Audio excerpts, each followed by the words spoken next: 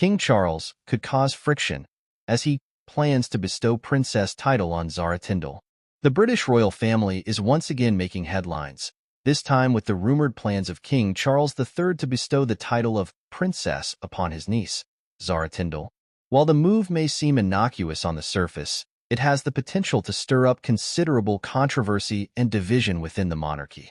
The story first broke earlier this week when anonymous sources close to the palace revealed that the new king is seriously considering granting Zara the coveted princess title. This would be a significant departure from the long-standing tradition, as Zara's mother princess and deliberately rejected the princess designation for both her children, Zara and her brother Peter, when they were born. The reasoning behind this decision was Anne's desire to allow her offspring to live more normal lives, free from the constraints and scrutiny that come with a royal title.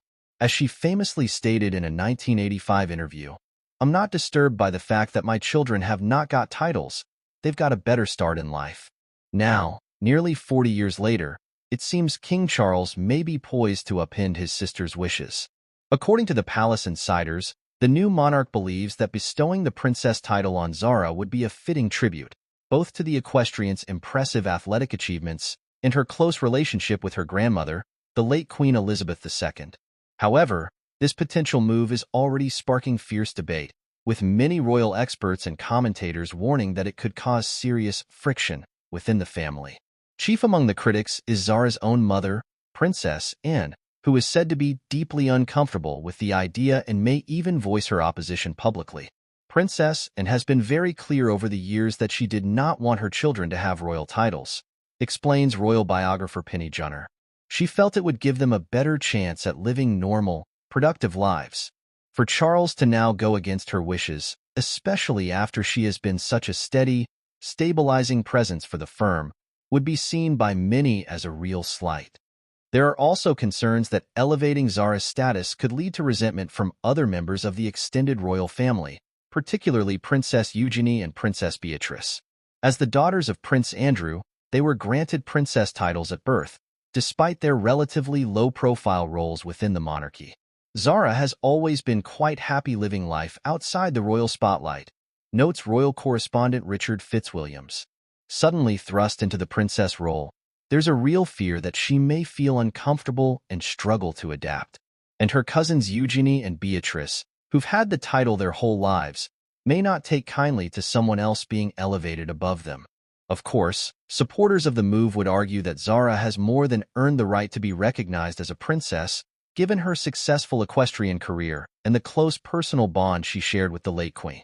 As an accomplished athlete who has represented Great Britain at multiple Olympic Games, including winning a silver medal at the 2012 London Olympics, Zara has carved out her own impressive legacy.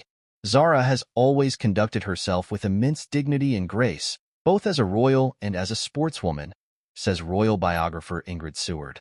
She's someone the public has a huge amount of affection and respect for. So in that sense, the princess title would be a fitting tribute to everything she's achieved.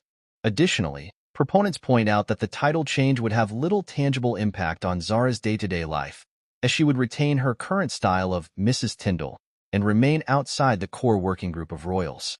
The key benefit, they argue, would simply be the added honorific and symbolic status. Ultimately, whether King Charles decides to move forward with this controversial proposal remains to be seen.